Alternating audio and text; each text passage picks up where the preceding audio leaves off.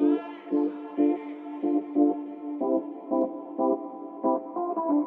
having people storming villages, macheting children, and committing all forms of deadly atrocity.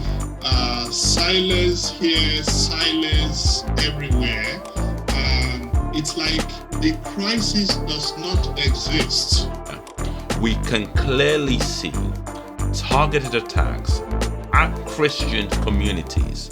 The attack that happened in Owo woke up many people. Is it alarmism rhetoric, or actually could this reach the sort of more secure territories of Nigeria? There's a complex mix, a diversity of a whole bunch of different sorts of crises happening right across each one of the 6 geopolitical zones of Nigeria. Maybe climate change has a role to play, and I agree, but people in other places are not killing each other because of climate change. We are joined today, and it's my pleasure to have Pastor Ayo Adedoyin and Dr. Richard Ikiebe. Today we want to discuss the Nigeria on the Brink report, a timely spotlight on Nigeria's security crisis. Ayo Adedoyin is a society development consultant with a passion for social justice. He has been part of the leadership team of Jesus House, a redeemed Christian Church of God church in London, for 2 decades. Ayo is also the Chief Executive Officer of an international development, human rights and social justice charity, namely PSJ UK, which mobilises African diaspora communities in the UK to advocate against insecurity and injustice across sub-Saharan Africa. Dr. Ikiebe is a scholar of contemporary media history and leadership at the School of Media and Communication, SMC, of the Pan-Atlantic University in Lagos. He's an accomplished journalist. He's also the director of PSJ UK, that's the International Organisation for Peace Building and Social Justice. And he also serves as chairman of the board of Nigerian Business Day newspaper. So thank you both for being here today. We really appreciate it. This is a really, really timely and important conversation. Many of you would have seen what's happening in Nigeria, the tragedy, and it almost seems like it's non-stop. We have a serious security crisis essentially across the nation, and we've been faced recently with floods across the nation that has now topped up the already displaced Nigerians across the nation. It really is a sad situation in that country. How does that make you feel, Pastor Ayo? On the one hand, it's very worrying. Thank you for having us here today. It's very scary, sometimes fearful, and sometimes it even makes you feel a little bit as though very overwhelmed. But in and amongst all of that, there is still a ray of light and a ray of hope, and I'm hoping today we can shine some light on the way forward. Thank you. And Dr. Richard, I mean, you have been, I'd use the word fighting tirelessly to contribute to solving the security crisis in Nigeria. And one of the things that the organisation you're part of, PSJ UK, does quite well actually is sort of collect data and information, facts. And that's something in a world of fake news that is really, really hard to get. And from that data, you have now produced 2 reports, initially the Silent Slaughter report, and now the Nigeria on the Brink report that was released earlier this year. Can you share with us how this report came about and why you felt it was important to do, or your organisation felt it was important to do? Thank you very much. I am delighted that we are able to have this discussion. One of the most amazing things about what is happening in Nigeria is the silence. Silence here, silence everywhere. It's like the crisis does not exist.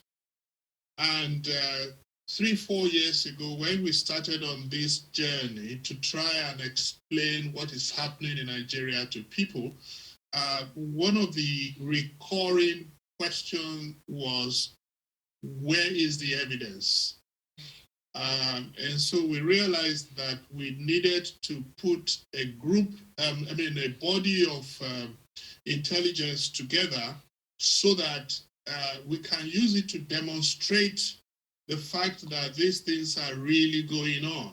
The Brink report, which is the latest one, which was launched earlier middle of this year during this last summer, is to further the story that we had started to narrate in the silent slaughter, that things are getting worse, and yet nobody seemed to be paying attention. We've been able to move the needle somewhat. People are no longer asking, is it real? Is it true? Are things like this actually going on? Now the discussion is, what can we do? What should we do? And we hope we will get more people into that conversation around the table to see what can be done, should be done to stop the slaughter and to get the Nigerian government to pay attention. So yes, data is very important, because with data, you can begin to show exactly what is happening, where it's happening, and we have on the spot report from across mainly the Middle Belt to say this is happening here and it's happening right now. Thank you. Thank you, Dr. Richard. I'd also like to ask you, why do you think there has been such a, we say deafening silence from the international community? And do you believe that's also a reflection of the silence from perhaps the Nigerian diaspora as well? Do you feel the Nigerian diaspora are paying enough attention to what's going on in Nigeria? Well, with the scale of what is happening, no segment is paying enough attention to it. It's sad. As to why, I think there are too many crises across the world. So the one that the Western media picks an interest in is the one that gets heard. Two, I think a lot of Western media and Western government particularly are tired.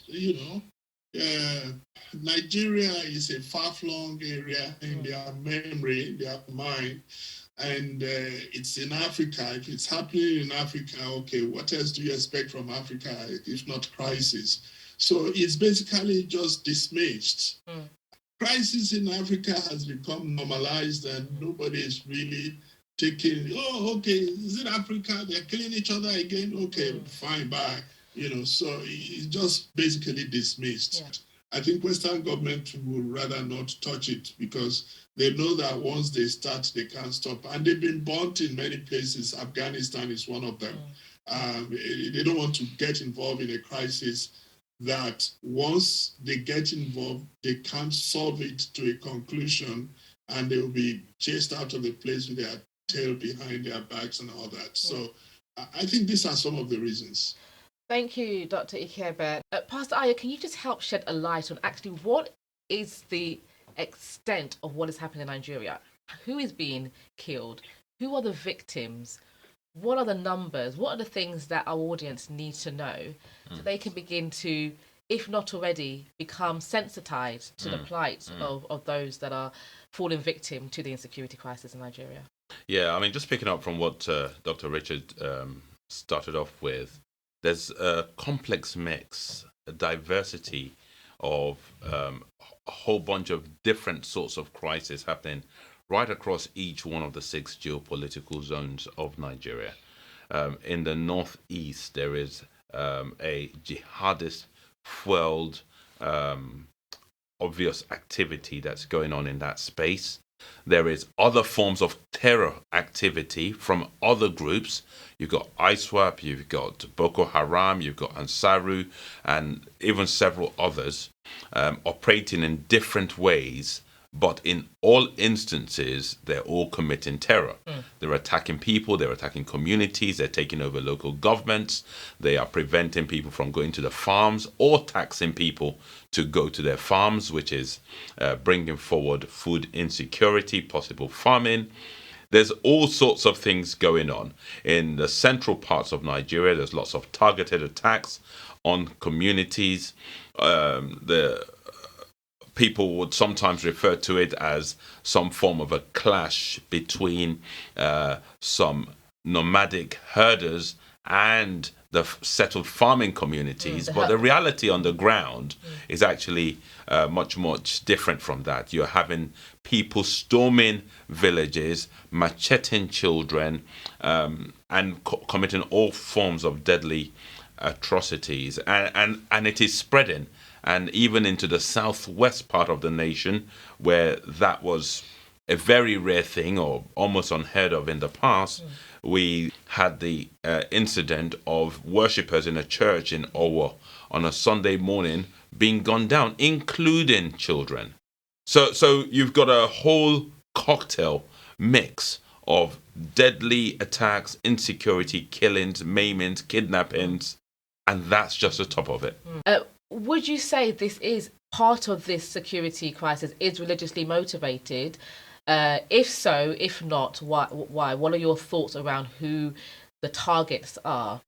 Well, there are many groups of perpetrators, and each one of these groups of perpetrators have different styles and methodologies of what they do.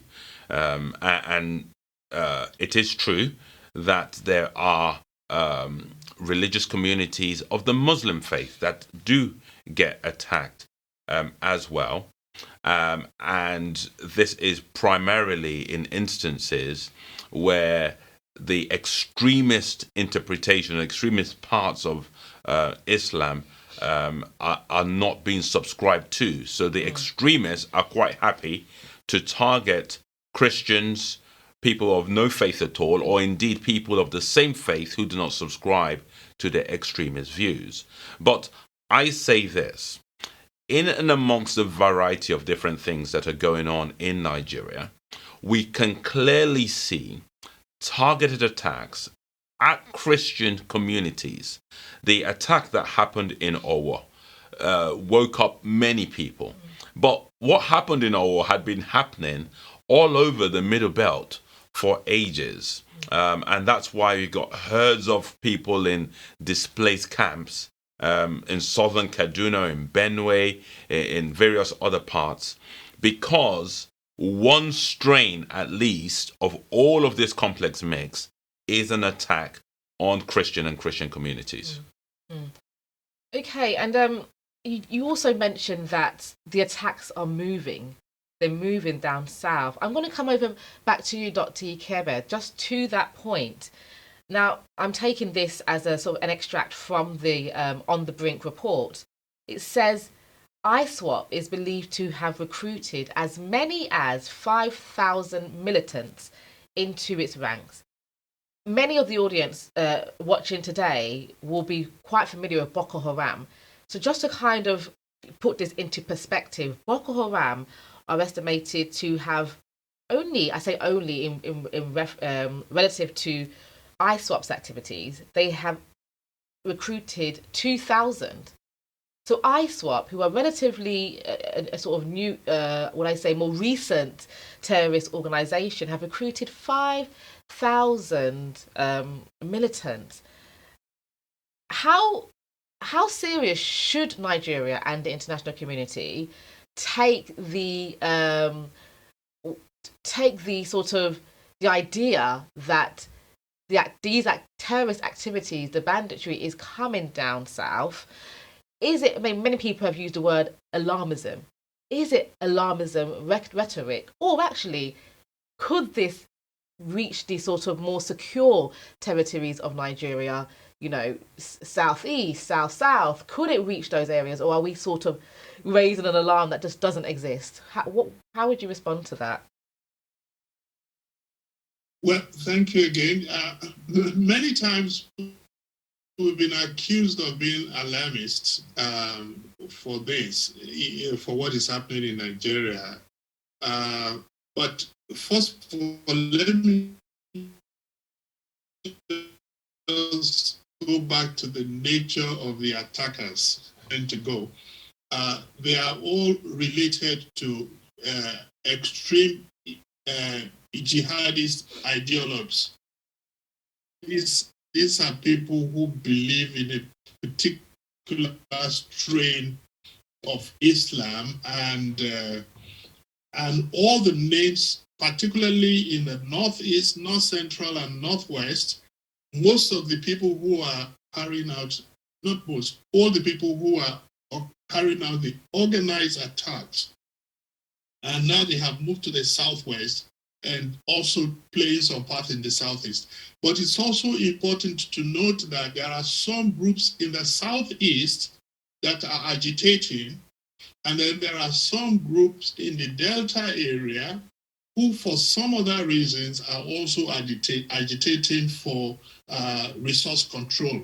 It's also, thirdly, it's also important to note that there are criminals who have taken advantage of the lawlessness in Nigeria, and they have taken to kidnapping. These are pure criminals. So for a variety of reasons, you have the jihadists, the Islamists, mostly in the north. You have in the Delta area, you have, and part of Southwest and Middle Belt, you have criminals who have taken advantage of the lawlessness and are kidnapping people for ransom. And then you have the agitators for people who just want to disengage from Nigerian nation. So that's the mix. And it's important to say that. As to your question, it's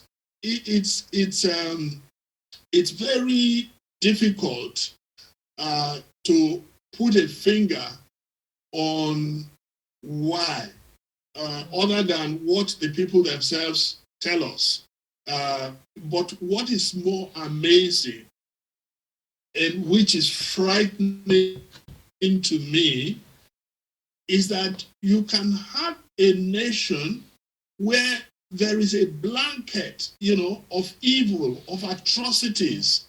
So whether you are talking about Maiduguri, whether you're talking about Kebbi in the west, northwest, or you are talking about Zamfara, or you're talking about Kaduna, or you're talking about Jos or Benue, there is some reason for concern. A train is moving from Abuja to Kaduna, its attack is bombed. A jail is broken into, and nobody challenges these people. I mean, it's like a huge cloud of lawlessness all over the place. And I think that should be concerning to anybody who really loves Nigeria. Going back to the question, are we being alarmist? No. Governors of state have come out to say, the governor of Kaduna said that a portion of his territory, of Kaduna state, has been taken over by ISWAP.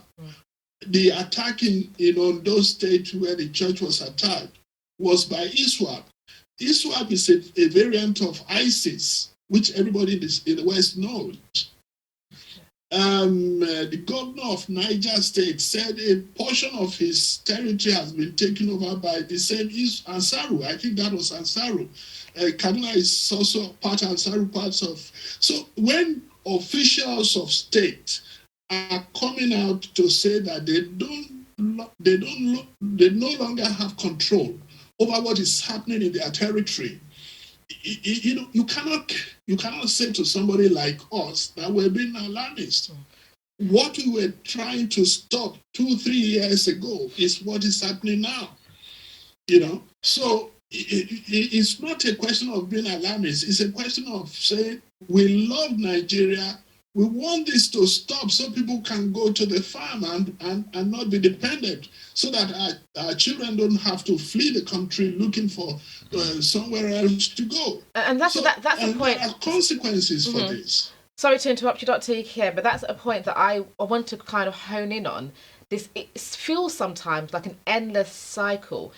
Now, the On the Brink report speaks about the fact that this has affected Nigeria's economic development. Foreign direct investment has decreased quite significantly. Would you say there is a link between poverty and recruits? I mean, we mentioned 5,000 people being recruited into ISWAP, and 5,000 people can do a lot of damage if they are radicalized and if they have a sort of a vision and a purpose to do so. Is this a result of poverty that they are turning to such extreme options, really, to either make a living or to find purpose in life? Yeah, if it is poverty, I mean, nobody can rule out anything anymore, really. It could be, I will not say, oh, no, it's not poverty. Yeah, it could be poverty. But excuse me, Nigeria is not the only poor state in Africa. And people who in other poor countries are not rising up and killing each other because they are hungry. So people telling us that, climate change, is it only in Nigeria that we have climate change in Africa? And they're saying it's poverty. Is it only in Nigeria we have poverty? I mean, look at the whole spectrum. There is no state that can say I am free of terrorism. People are afraid to travel from one place to the other. Something is wrong. So yes, maybe poverty has the role to play, and I agree. Yeah. Maybe climate change has a role to play, and I agree. But people in other places are not killing each other because of climate change.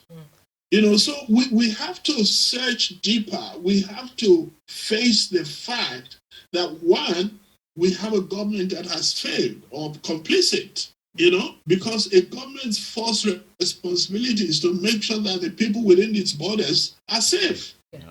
And we're not getting that. We're not getting that part of the bargain right now in Nigeria. What are the victims saying is a cause? What are they suspecting, based on their experience, is the motivation behind many of these attacks? Well, clearly there is religious content in it. I mean, there are some cases in Kaduna State where a string of Christian villages are attacked and Islamic or Muslim villages are left alone. So you can read into that immediately and see that it is something that has been is programmed, and the people who are doing it know exactly where to go to. There is also an element of apart from being religious, which is religious cleansing, if you want to say that, there's also an element of ethnic cleansing, clashes between the Hausas and the Fulanis. That's what is happening mainly in the Northwest, in the of the president, where there are serious ethnic cleansing motivation. There is also a third motive, which is land grabbing, where the people who are coming in, foreigners who are coming in, have been encouraged to come in, are coming in, and they just want to take over swaths of land, and they come and raise down whole villages and settle there. The last count, I think somebody told me there are some 76 villages, remote villages usually, that have been completely taken over by the same people. And what is strange about it is when government is quiet and silent and does nothing about it. And that's the befuddling issue that is part of it. So there are various motivation, and the patches and colorations of what's going on tries to apply its mind to it. It's like the whole space, the whole Nigerian space has become lawless, and nobody's really caring to, business as usual. Everything goes on and nobody seems to care.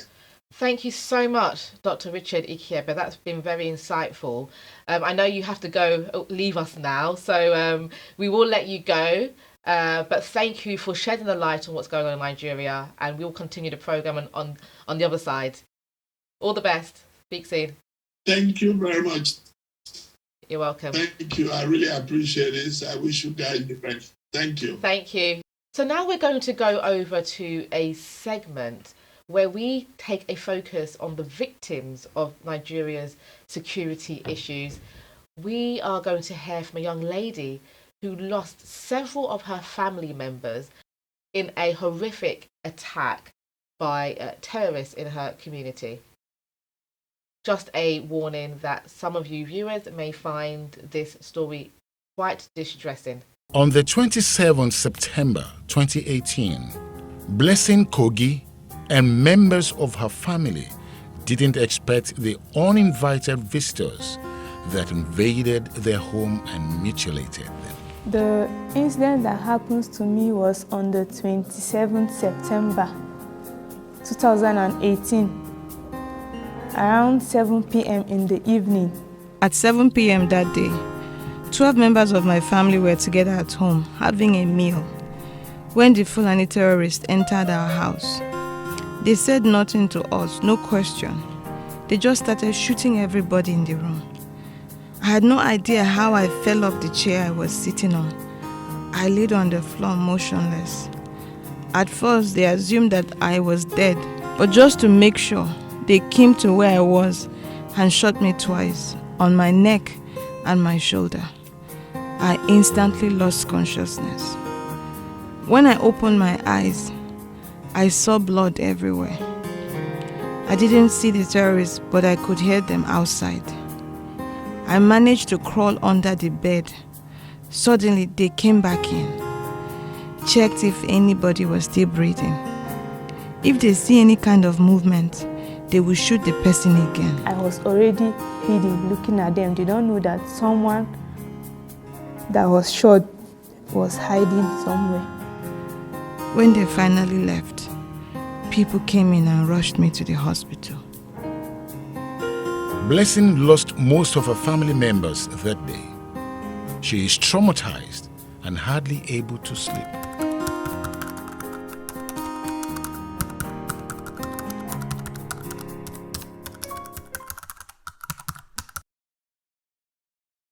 Pastor Ayo, I mean, we've heard a lot about, the victims and the perpetrators of these attacks. I want to now focus on solutions, right? I want us to go away with, I don't want the audience to think or feel this is a hopeless situation, as horrific as it sounds and as impossible as it sounds as well, actually.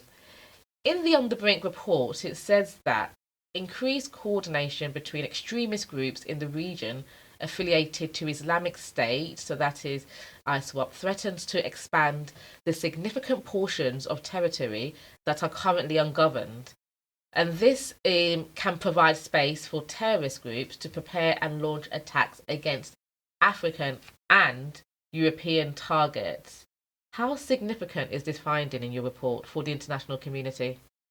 Yeah, it's very significant. And we only need to put the potential issue in context to realize how much of a massive refugee crisis could be spun out of a imploded, destabilized Nigeria. Even when we take a look at the number of refugees that came out of Syria, or the number of people who had to flee Ukraine at the moment, even 5% displacement from Nigeria is so much more than those kind of numbers. And we do know that we are dealing with people who are very creative and dynamic and will flood into Europe, will make their way through legal or illegal means to get into the West. And it will put pressure on the West. But even beyond that, the reason why the West needs to take this a lot more seriously is that there is so much that the West and Africa can and should be doing together in collaboration for the benefit of both sides. And that actually moves me on to my next question. Yeah. Many Nigerians in the UK are sceptical about international involvement in Nigeria's problems, any problem. Why do you believe establishing and an international commission, which is what you've proposed, well, not you, but a PSJ UK report on the brink have proposed to establish an international commission, including nations like the UK, USA, the EU, and even Australia. Why is that so important? And could you speak to some of those Nigerians and friends of Nigeria who are quite skeptical about such a suggestion for a solution? Well, Dr. Richard mentioned earlier on about the biggest challenge being the silence of governments, Nigerian government, the international government, silence of the media, silence of those of us who live in the diaspora. There's not enough attention being put on what is a very significant problem, and a problem which the absence of could really be a massive benefit. And so the whole idea of calling attention of a government in Nigeria with a political will to attend to this issue comprehensively, and partners in what really is a global village. We now know that stuff that happens in one part of the world affects a lot of the rest of the world. You only need to look at Ukraine to understand that in its full context. We only need to look at the current economic crisis. We need to look at the food insecurity and the possible famine to realize that what's going on in Nigeria needs a lot more attention. How do we get that appropriate attention behind it? It's by having delegations from across the globe with a focus on sorting out this issue. You will remember that there was a global coalition to push out ISIS and terror from the Middle East. And that was successful, only that it's pushed it into Africa. What we need a global coalition around, what we need an international commission to focus attention on, is how do we deal with this comprehensively as opposed to just displacing it and moving it elsewhere. Because that threat, wherever we leave it, will grow and will affect the whole world. And you mentioned Ukraine a few times, and one thing that I found quite impressive actually is the mobilization. Once there was that Russia came into Ukraine and caused all this disaster, really, there was a significant mobilization by sort of European allies, not just politically, but just as citizens of European countries. How and audiences watching now may feel like that same sort of urge to mobilize in some way. What can people watching do to either mobilize or just contribute to what's going on? Yes. Well, I mean, that is the amount of attention that is required for the size and the scale of the challenge that Nigeria is facing in so many different ways. We talked about this complex mix of multiple issues. Leave the flooding to one side, even prior to the flooding, complex mix of insecurity and destabilization all over the place. It needs that kind of global attention addressing it. And my message to the Nigerian diaspora in the UK is to say, we need to stop thinking that we are this small, insignificant element that has no role to play or cannot impact what's going on in Nigeria in any way. We've got to realize that it's the collective of lots of individual people like you and like me coming together, making an impact that is going to move the dial. We are the ones who will get the media interested. We are the ones who will then put the pressure on the national governments. We could put the pressure on the government in the UK and put so much pressure on them to put more pressure on the governments in Nigeria for all of our good. And so I would say that it's important that, first of all, we rise up and work through the political channels, which is engaging with our parliamentarians. Each one of us has an access to our parliamentarians. We need to educate ourselves so that we can then educate them. And then we need to give them direct asks in terms of what it is we would have them do on our behalf concerning this problem. Dr. Richard said earlier on that there's so many issues going on around the world at the moment, and it is true. But you and I happen to know that this is a very important issue, and it's an issue that's going to get a lot worse if we don't rise up. So not only must we engage those political channels and speak to our elected representatives, but we've also got to bring our skills, our talents to the table, in engaging whatever it is that you are skilled at. You might be a good writer, you might be great at writing policy, you might have IT skills, media, whatever it is. And PSJ UK has actually created a platform and an opportunity for you to bring your skills and your talents, so that whereas we may feel insignificant as individuals, when we bring it all together, we can make a massive change. And of course, change requires resources, and there's also an opportunity for us to support this movement, support this cause, support this change by giving. And for that reason, we've also provided opportunities for us to make regular contributions of however much, or indeed one-off contributions, to ensure that we bring about a change to what is no doubt an existential crisis that really, really needs our resolution. Thank you so much, Pastor Ayo. You can read the Nigeria on the Brink report. We've got some here on the table online. If you go to the PSJ UK website, you can simply search it and it will come up. You can also read the Silent Slaughter report as well, if you'd like to get some more sort of granular detail and data about what has been happening over the last couple of years. Thank you so much, Pastor Ayo Adedoyin. Thank you, audience, for following us and watching us. Follow us on social media, on Twitter, on Instagram, I forgot what Instagram was called there, and on Facebook, to stay up to date with our activities and what is happening in Nigeria. All the very best. Thank you.